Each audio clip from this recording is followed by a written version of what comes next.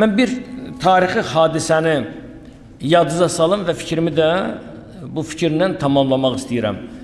İmam Hüseyin əleyhissalamın dönəmində, yəni Kərbala hadisəsi olduğu zaman bəzi burada qeydləri götürmüşəm. Deməli, tarixi bir hadisə bundan ibarət idi ki, Aşura günü İmam Hüseyin əleyhissalamın tərəfində döyüşüb şəhid olanlardan biri Cünadə İbn Haris Ənsari olub. Allah ona rəhmət eləsin. O şəhid olub, özü də igidcəsinə şəhid olub. Onun həyat yoldaşı və oğlu da Kərbalada idi. Buna diqqət eləyin və bu ilə fikrimi tamamlayacağım. Biləcəksiniz ki, mənim məqsədim nədir? Cünadə dünyasını dəyişəndən sonra səhabə İmam Hüseyin qarşısında şəhid olur. Fədakarcasına onun bir həyat yoldaşı da, oğlu da Kərbalada olur. Həmin o Cünadənin 11 yaşlı oğlu adı Əmr. Əmr adında Əmr ibn Cünadə. Anasının təkidi ilə döyüşə çıxmaq üçün imamdan icazə istəyir. 11 yaşında uşaq atasının intiqamını almaq istəyir. Gəlir anasına deyir ki, icazə ver, mən atamın intiqamını alım. Anası da deyir ki, ged İmam Hüseyin əleyhissalam sənə icazə versin.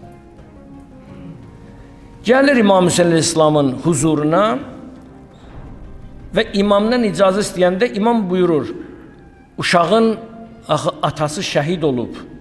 Yəqin ki, anası razı olmaz. Gör, imam nə gözəl cavab verir.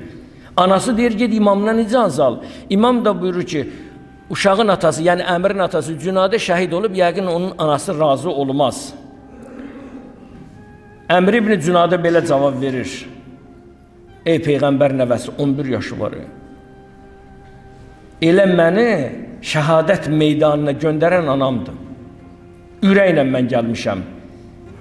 İmam ona döyüş icazəsini verir. Diqqət edin. 11 yaşında bir yeni yetimə cavan icazə verir. Əsl şücaət göstərir. İndi necə vuruşur, bunu mən çox izah eləyə bilməyəcəyəm. Əsl şücaət göstərir. Axırda bu 11 yaşında gənci, cavanı şəhid eləyirlər. Düşmən əskərləri bu balaca döyüşçünü öldürəndən sonra anasının ürəyinə dağ çəkmək üçün başını bədənindən ayırır, başın anasına tərəf atırlar. Allah göstərməsin, hərb meydanında düşmən gözünün qarşısında başı kəsə, o başı anasına ata, dağ çəkmək üçün. İmamın düşərgəsində olan həmən o Bəhriyyə adında ana, yəni Əmrin anası, Cünadənin həyat yoldaşı, oğlunun kəsik başını qaldırıb sinəsinə sıxır.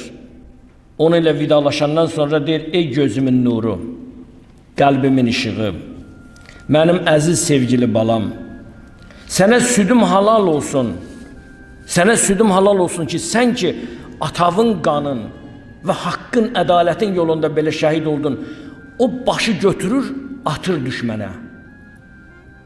Yenidən o döyüş meydanına atır. Bu hərəkətin mənası bilirsiniz nədir? Bilirsiniz, bilmirəm, hərəniz bir cür düşünəcəksiniz. Bu başı atmağın hərəkətin mənası bu idi ki, biz haqq yolunda verdiyimiz qurbanı geri almarıq. Hətta tarixçilər yazırlar ki, ana oğlunun başını düşmənə tərəf atanda həyəcanlı şəkildə atırdı, baş düşmənin, əsgərlərinin birinin başına dəyir, orada cəhənnəmə vasil olur. Baxın, bu fədakarlıqdır. Bu haqqın müdafiəsidir.